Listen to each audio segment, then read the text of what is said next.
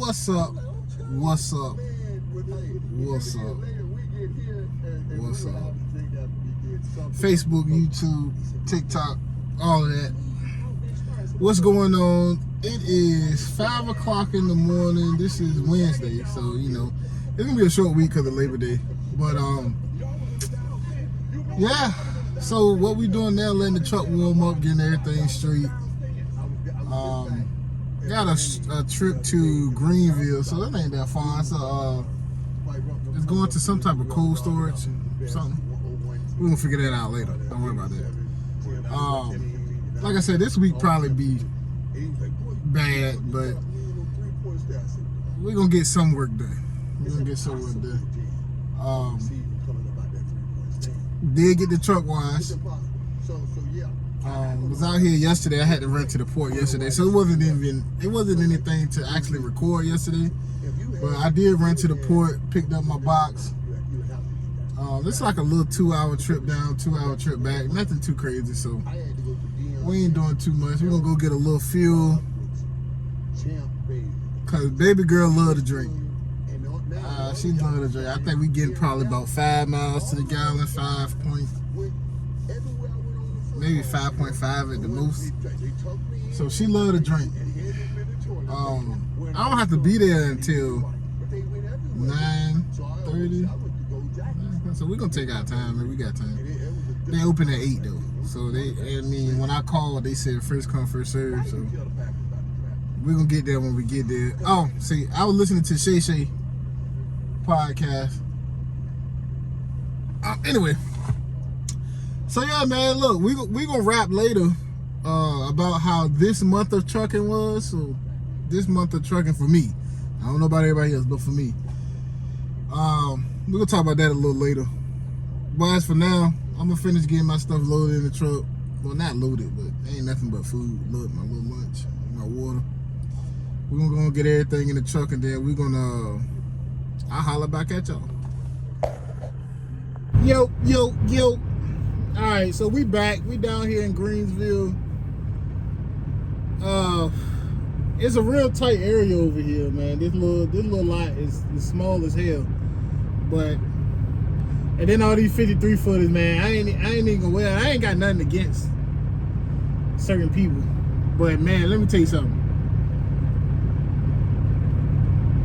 There's a lot of 53 footers out here that just can't drive, bro. Like, the guy told me to park on the back wall where all the other trucks were lined at. And man, these 53 footers trying to bust U-turns and do all this stuff, and I'm just like, bro, listen to me. If I do that, you do realize that I run the risk, too much of a risk of them, like everybody stuff creased up and missing bubbles. They're like, yo, it's a yellow pole. It's a yellow pole right in front of them.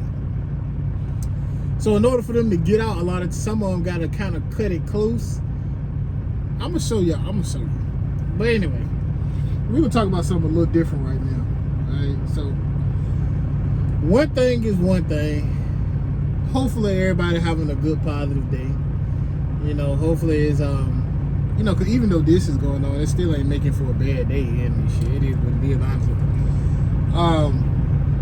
But yeah, hopefully everybody having a good day. Hopefully everybody out making some money.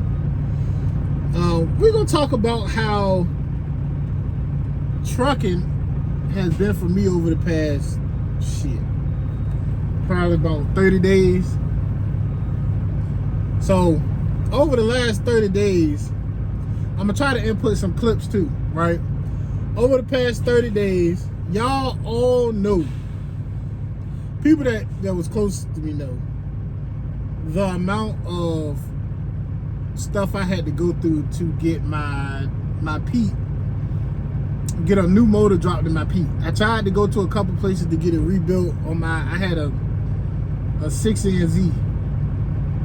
I had a C15 in there, C-15 in there. Or was it a C15? It was an A-shirt in there when I bought it, right? So I did the thing people said don't do. I went to Ohio truck sales and got it. On my way home, I'm seeing like that little milky consistency stuff, and I'm like, Looked on the paperwork as is. I'm like, ah, shit, they got me. I still drove it around for probably about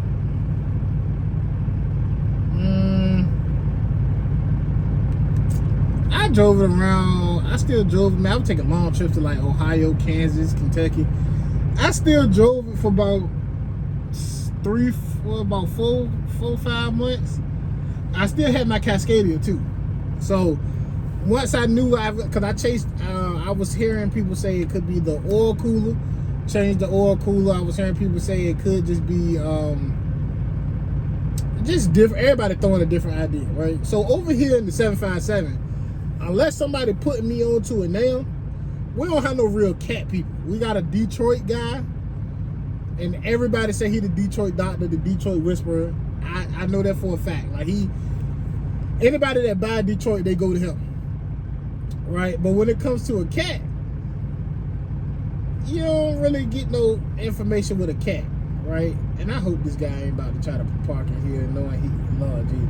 Anyway, nobody really know nothing about a cat, right? So I'm going through all these people. Somebody finally was like, yo, hey, nah, man, I can rebuild it. I spent in total probably about 16 grand buying the shit I need to buy, right? I guess he figured it's just plug and play like an old school N14 or I don't know. But he put everything together.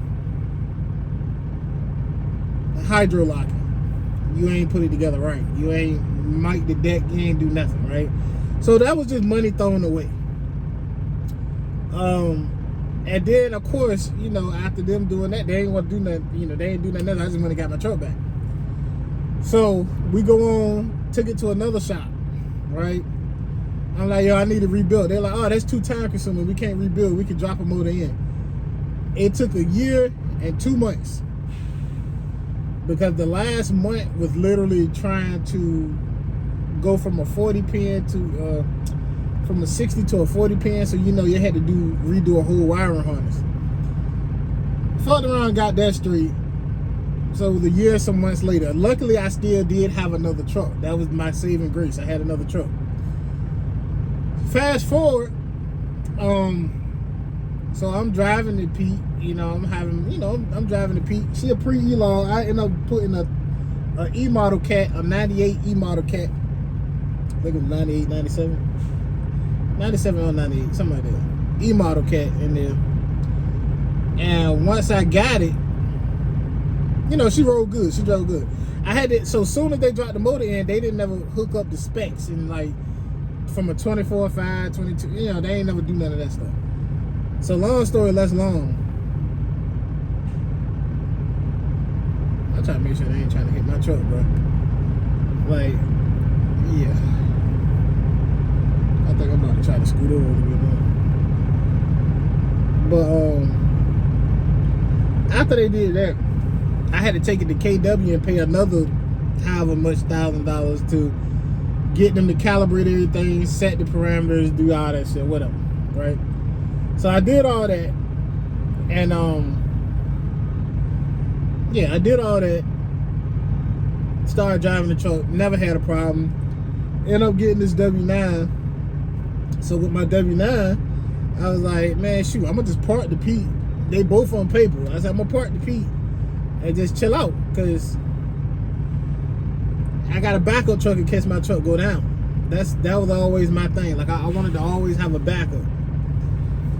So drove for a little while. Then I'm like, man, I need assets over liability. If the trucks are just sitting, now I got my Cascadia and my Pete both just chilling. So I said, you know, I'm gonna start hiring drivers. I'm gonna just hire drivers to get, you know, the job done. Put somebody in the Cascadia, and it was a while later, because I really didn't want to put nobody in my Pete, but I ended up putting somebody in the Pete. Long story short, y'all know how it is to find good drivers. To find drivers that actually want to, you know how you look at, some people look at trucking as a business. So it's like, yo, I'm gonna learn everything I can. I'm gonna take the knowledge that this guy giving me. I'm gonna do this, and that. Trucking, this generation of trucking is a little different, and I had to learn. You know what I'm saying? So this generation of trucking is different. I had to learn that aspect of not everybody want to go above and beyond. Everybody feel like they got to get paid to go be above and beyond. But you'll go work for, you know, a lot of people will go work for a company and go work for them and go above and beyond just because that. But also it's a difference when you are a black-owned business. Other black people expect you to go do way more than what they expect if they go work for a white guy or something. Like they just do. I don't know what it is, but it is a true fact. I'm not the only, like I've had several conversations with different people and the fact stands, you know what I'm saying? So I was like, all right, cool. Now this was like last year or something, you know. So we ended up getting all that straight. Let's see. Long story, we're gonna fast forward past all that. So then we get to the point where I got drivers, you know, whatever it is. So the drivers, all right, boom. So I go through a couple drivers, but my drivers usually when they leave, they come back. Cause I'm cool. I ain't the type of guy that's gonna try to penny pinch you, take money from you, do all this. I ain't gonna do that. I'm gonna stand up and do what's right, even if it's gonna cost me at the end of the day. I take from my family to feed your family because I want to make sure. That's just how I always operated. And I seen a lot of guys that didn't and see how they went out of business, right? So we fast forward all that. So we're gonna go into recent, this last 30 days. My Cascadia hit 1.2 million miles and took a shit. Right? The motor finally blew out there in Christiansburg.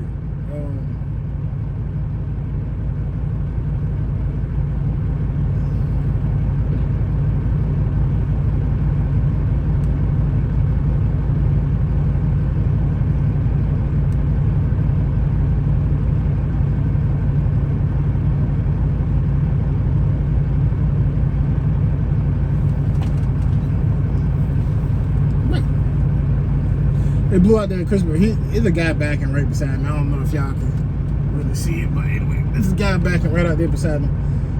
He was real close to the truck, and his trainer just kept telling him to keep backing up. And that's why I was like, hold on, man. But it took a shit in Christiansburg, right?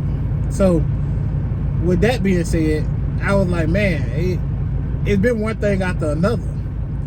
So probably about 2 weeks before that, my Peterbilt was, you know, the driver was driving, and he said that, you know, the hose popped off. He said soon the hose popped off, and he saw the coolant or whatever. He ended up pulling over and cutting off. Now we all know with cat motors, you don't get no grace period. Ain't no such thing as a grace period. It literally, if the heat touch the red, 9 times out of 10, you gonna have to, it's gonna be a head gasket for sure. I don't know if it's because of the amount of compression that's in it. I don't know if it's because of whatever it's because of, but you don't get a grace period. So I'm sitting there like, man, shucks. I'm like, yo, you sure you cut it off soon as, you know, it happened? Of course, you know, he said, yeah, and I'm not saying he didn't. But I just know how cats are. You know what I'm saying? You got to cut that joker off. Like, ain't no idling, ain't no doing nothing. You got to cut it off. And, you know, a lot of times with having trucks, it's up to the driver to tell you the truth about it. That's just what it is. Like, you got to just hope that your drivers just keep it real with you, because now you know how to operate if they keep it real with you. Now you know how to go about the business. You like, I bet. So boom, if you let it run a little longer, I know I'm probably dealing with this, and that. Let me go ahead and get you situated, because this probably happened. Long story less long, water in the block, hydro lock. Now, mind you, that motor only had 420,000 original miles. Like original miles. No rebuild, no nothing. So in talking to the mechanic, he like, hey man, we should be able to save it. Like, you know what I'm saying? It's only 400,000 miles. Everything was clean. It ran good. It overheated. Hydro lock. Blah, blah, blah. We should be able to save it, right? I'm like, all right, cool. He still got it's still at the shop. You know, it's been probably about a month So, but hey, you know, I know he was busy too. So it is what it is. So we get to this point. Cascade. So out of my trucks, the Cascadia down, which I ended up just leaving that. I still contemplate maybe I'll go get it and just drop a motor in it, but I really think I'm done with the fact of having drivers. I think what I'm gonna do is just drive myself, keep driving myself, and just keep I got a Lone Star that, you know, I got somebody in. I think when I get my Pete back, I probably just keep that as a backup truck like I intended to. It's just too much of a headache to try to deal with. Man, I don't know. I can't say for sure, but dealing with the different attitudes, the different,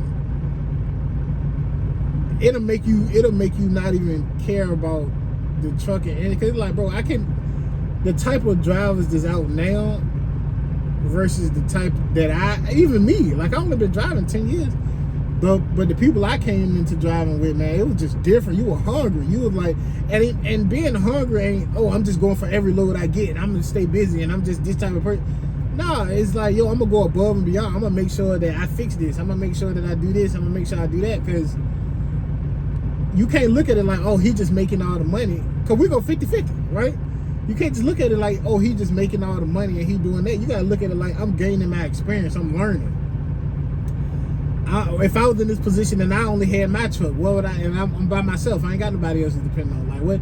That's how I look, and the people that I came up with, that's how we looked at trucking. Now it's just the driver like, oh, yeah, no, man, like, technically it's your truck, so I mean, you should just do this and you should do that. It's like, bro, you shouldn't get 50% of the money then. You should get 27%, 30% like all the other places. You know what I'm saying?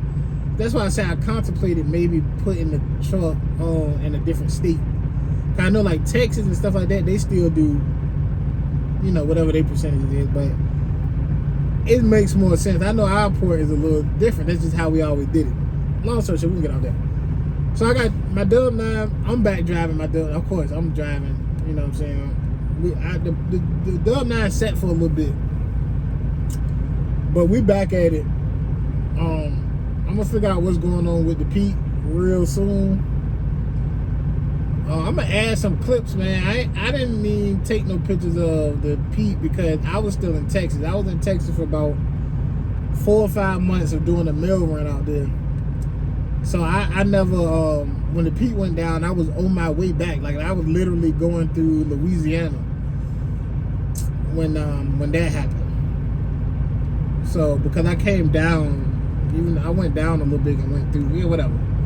Went through Georgia and all that shit. So I was like there, and I'm like, all of this happened in probably 2 weeks. So like the Pete went down, then literally 2 weeks later the Cascadia went down, and both of them we kind of about the same thing. I mean, you know what I'm saying? So it really made me contemplate this situation, because I mean, even if you hire drivers, man, and they don't take care of your equipment like they say they do, and this ain't saying that they did, but if it was a situation like that, they just go get another job. They don't give a fuck about what you got going on. That's your shit. You know what I'm saying? So they'll be like, oh man, yeah, well, you just go get another truck, man, or go get it. Like, they just assume that you are born in money, when the whole time, like, bro, you hustled your ass off. You know, you drove summers with no AC and winters with no heat, had to wear, you know what I'm saying, insulated socks and shit. Like, but that don't matter. People don't understand what happens when you people don't understand the process of obtaining what you got. They only see that you got it. And then, sorry enough, it's a lot of our own people that just, I don't even want to, them seeing you making it is like equivalent to them saying that they can't make it. Versus us look, you know, how some hustlers look at it, we like, man, shoot, there's plenty of money for everybody. You know how much money is in that they print a day? Like, come on, bro, we can make it. We can, man, honestly speaking, we could all sit together and make our own fucking trucking company. But it's gonna be some money hungry person somewhere that's gonna try to cheat, and that's gonna try to steal, and that's gonna try to do it, and it's gonna fuck up everything. That's just usually how it goes. So that's enough of me ranting, man. I'm gonna input a couple pictures from my Cascadia when she went down. And anybody that know me, man, my Cascadia, that's my baby. That was the one truck that started this whole J. Boykins hauling. That was the one truck that got me to making money where I could get my family, you know, away from sketchy areas. That was the one truck that made me an owner operator. That was the one truck that kind of did everything. So that was my close. That's why I'm still contemplating going to get it and just snatching the motor out, throwing something else in there. We got time though, man. The company was like, yo, we you know, we'll get, you know, we got a little time, a little grace. But anyway, man, that's it. We're gonna wrap it up here. I'm gonna add some clips to it, and then I'm gonna go on and focus on what they got going on. Make sure don't nobody try to top my truck. There's too much moving pieces going on out here, so I'm gonna end it here and attach some clips, and I'll holler at y'all, man. Like, comment, subscribe, tell a friend to tell a friend to tell a friend to tell a friend they have a friend, and me. All right.